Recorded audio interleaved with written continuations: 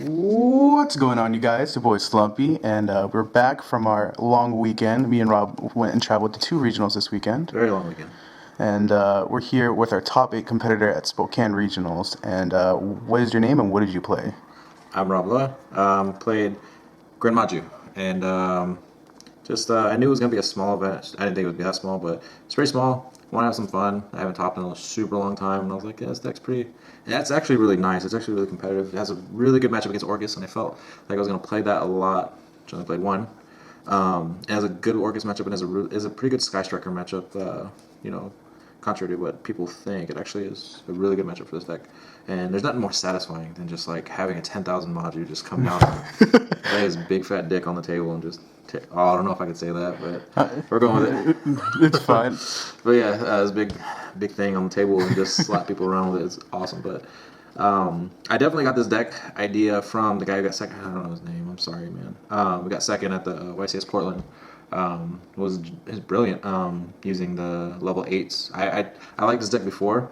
I actually collected the Sky Slide, the Gizmek. I had like 12 of them because I love that card. The card is beautiful in the artwork. And I was playing with the Trick Stars and it wasn't good, but this guy found a way to tune it and make it even better. And I just took that deck list apart and kind of like added a few more things.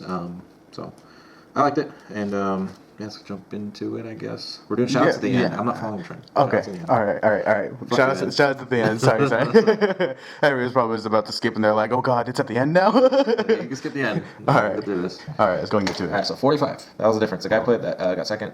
He only played 40. I'll point out the key factors. So of course we played 3. Sorry about the ugly rarities. Story. I almost got picked up these first round of the event, and then I ended up playing the guy, and then there was a little argument in that, so I didn't get to pick him up at the end. It was kind of awkward. Brig Life. This card. You want me to explain any of this? I'll give you this short and sweet. Yeah. This guy's you pitch it not once per turn to search castle, and then when it's normal or special summon, you can pop the back row. That's pretty much it. Mm-hmm. You barely summon this.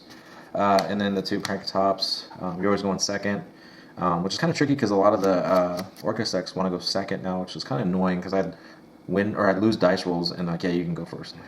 Okay, cool. The event I'd play, I'd go second deck. They make me go first, but so yeah, these are still good. I like them. And then this chick, she's so underrated. I don't get why she's like $1. She's so good. What she does is she's level 8 too. Keep that in mind. What she does is she could pop a card on the field, and if she does, she can have a second attack that turn. And if she destroys a monster in battle, she can pump up any monster I control by 400 attack points, and it's permanent. So it's really good because it's like almost like a BLS, attacking. I mean, not many things are over 26. So she can pop back row monster or whatever. That's pretty much her, total effect, unless I'm missing something, but I'm not. Oh, and then she could also be just normal summoned without tributing if castle's on the field, and that's pretty good. And level 8, like I said. And then, of course, the heart and soul of this deck. People think it's Gren Maju, but this card makes the deck 100%. Such a good card. You just activate it from your hand, activate from graveyard. The discrepancy I had with that round I was telling you about the Acid Eater of Millions is that this card kind of saved me. He kind of saying I was slow playing them, but I was making plays. And then he was like, well, I have a game, and I just, he's playing Infernoids. He's like, I just game you next turn. I was like, but you forgot I have this. And he's like, oh. I don't know if you were there watching. Yeah, it was going on I was watching that. We were going back and forth for like a good minute and a half, and he was, telling the judge his story, and I was just like, look, dude, I have this. He's like, oh, yeah, you're right. And then he wasn't unpleasant. It was just kind of like a back and forth thing. But yeah, this card, insane. I freaking love this card. I have like 12 copies of this card. It's so nice. And I got them for like 4s and 5s because I believe. So did Jesse. Shout out to Jesse because he believed too. And Bigfoot, no really need to explain these things. They're level 8s. Bigfoot's so good with the Twin Twisters. Both of them were. It's like popping 3 cards. And just putting a lot of work for the back row. It was good. I like them. One of the main differences that the guy that got second, I hate calling him the guy that got second. I wish I knew his name. I should do my research. I'm sorry, man. But this was one of the main things. This is like a hard reset button. It sucked to banish both of them. But what this does is if it's summoned, it puts back everything that's banished, even your opponent's side of the field too, and it gains 100 for each one. So when this little baby head comes out, it's like 3,000 plus attack, and it's nice because you don't want to burn it early unless you absolutely have to, or you have game or something.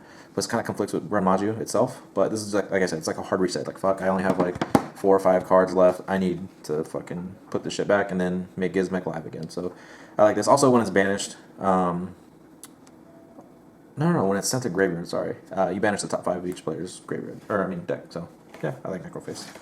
And that was monster. Oh, what's his name? Do you have it? Yeah. What's his name? Yashawn McNabb. Sean, I apologize. This is your freaking deck, and I thank you for your ideas. So yeah, shout out to Sean. He's a cool guy. Huge props for freaking doing that work. But okay, so that was monsters. I believe it was 24. I could be wrong, but spells. We played 3 called bys. This was Ray's best friend. It's pretty good. Hand traps. The only thing that really hurts you is Ash. I never got Veilered for my Gren Maju. I did get impermanence a few times. That sucks when you're so confident attacking for game. They're like, yeah, impermanence. I'm like, all right, that sucks. But another difference, he did not play Allure of Darkness.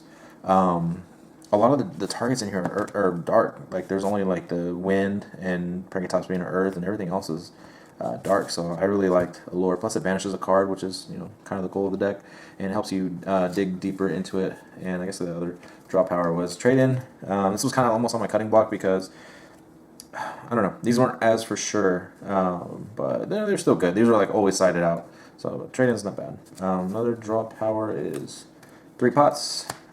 Pretty good, making Gren Maju like 8,000 right off the bat, or 4,000, whatever. But really good. Also, going second, the Super Polys. All my cards are dark. A lot of the meta cards are dark as well, and against big boards, it helps. And then also Castle. I picked these up, dude. As soon as Sean, Yishan. Yishan, Yeah, that's Asian. he was Asian. Yeah, I'm pretty sure. That's what I'm tripping. Oh, it doesn't matter. Anyways, shout out to him, whatever race you are. Alberto, shout out to Alberto too. He told me it was like he was white. He was, yeah, okay. Yeah. No races in here, but exotic name. yeah. I like it. I do. He told me that there's a Gren Maju that's in top cut right now, and I was like, oh my god. He's like, yeah, he's playing the Castle. I never knew what this card is. All I knew was when it came out, it was like $30, and I was like, I'll stay away. It wasn't justified for any. It's it looked like just a random deck, and I was like, I have no interest in playing it. But they were actually like $8, so I went and bought 3 for 20. And I was like, you know what? If it goes up, it goes up. And then they ended up, like, at the end of the event, it was like at $30 each again. So now they're like, I think they calmed down. I think like 12, 15 maybe, but still, it's a plus. And I enjoyed the deck, so I play it. Also, kind of like a 4th one. And then Foolish Burial for Gizmek or Gren Maju, and then you reborn it. It's pretty cool. Reborn was pretty clutch for your 8s, and also, like I said, the Gren Maju.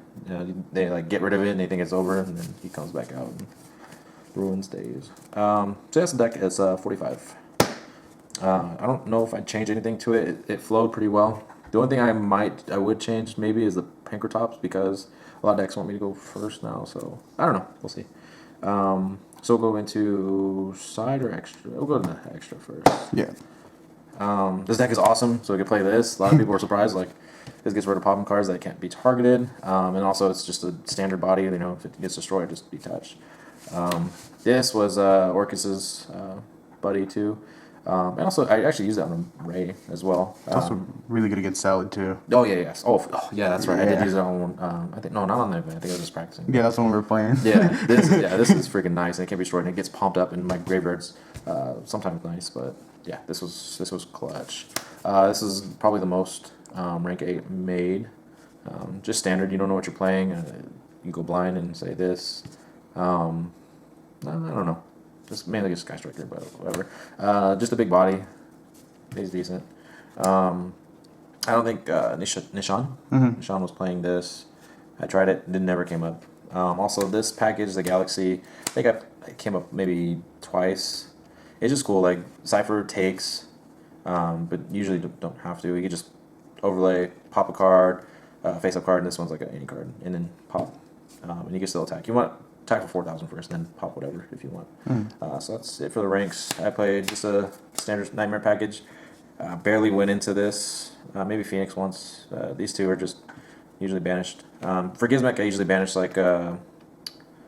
Actually, I banished these stuff. So the Super Poly targets Pride Plant, Starving Venom for my Salad friends, and did not. That should have been a Mega Fleet. Yeah, Mega Fleet. I totally fuck that up. So yeah, this got banished all day because I couldn't use it. Also, if I'm not playing Salad, this would be your your Gizmek target, and then like maybe Zombie Stein was probably like the main one or the main three that got banished to pop cards. So yeah, this was solid. Yeah, can't complain too much about these. Not much difference from Nishan's list of stuff he played. Now, side deck. I can't remember what he sided, but I kind of I don't know, we'll go into this. This was one of the cards I thought about maining since I was trying to go second.